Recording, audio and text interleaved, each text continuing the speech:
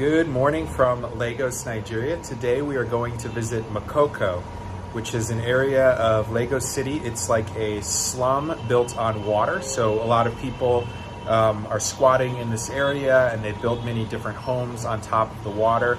And it's become this now internationally recognized area. Lots of news articles written about it. They call it the Venice of Africa. There's a lot of people that do fishing there. One of the largest fishing markets in all of Africa is there. And so we're going to be checking out this place, seeing how the people live, all on the water, even though they're in the city. So it's quite an interesting area. And so we're going to be exploring that and showing it a little bit to you.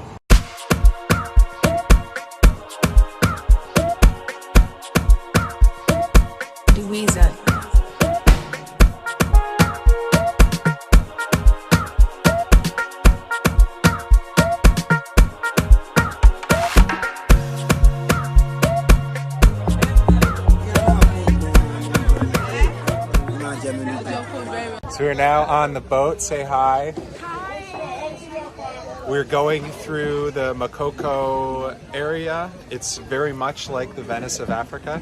So we've got our guy back here pushing along. It's like we're on a gondola ride.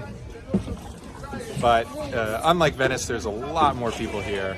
A lot of things going on, small businesses, people fishing, people selling things. Quite a lot of people live back here. So the reason this village actually gets the name Makoko, it was originally not called Makoko, it was called Mohoho.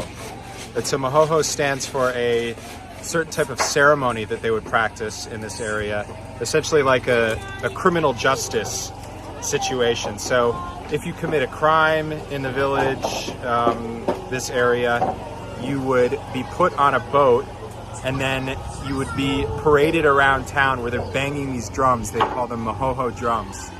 And they'd be banging these drums, show you to everyone that this person committed the crime, and take you on the boat and tour you around. And that would essentially like finish your ability to like have a wife or anyone or take part in society here, because people would be really upset. So it's the ultimate way to prevent crime is by saying like, you will be so socially shamed, don't commit crime here. And so that ceremony called Mohoho, because of the drums, was what they practiced here, and that's how it got the name later Makoko.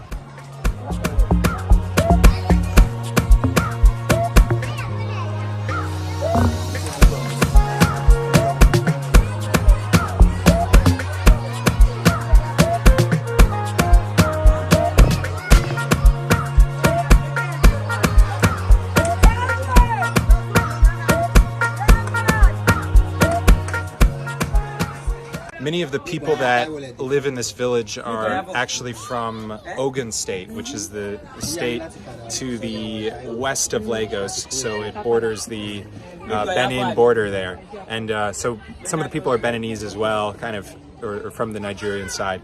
But what's interesting is a lot of them here speak French, and they're referring to me as Yobo rather than Oyimbo. So Oyimbo is like the Nigerian Yoruba term for a white person, but Yobo is what they actually say when you get into like Benin and Togo as well.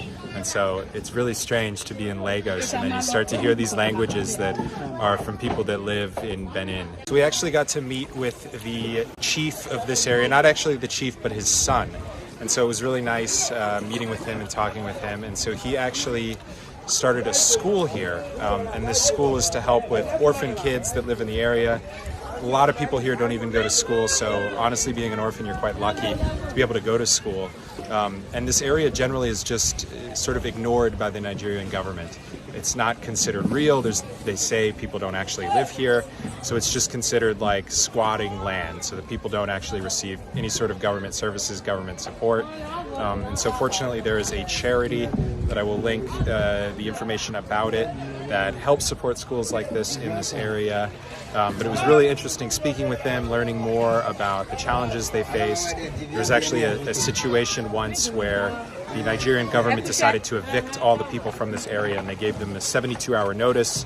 You must leave, and or else we're going to kick you out. And nobody really believed them, and they did come in here with troops and police and everyone, and actually started shooting some people And that caused a big uproar against the government, and they've decided to leave them alone for the time being. But unfortunately, while they're left alone, they're ignored. And so you can clearly see the conditions are not great, and it's rather unfortunate.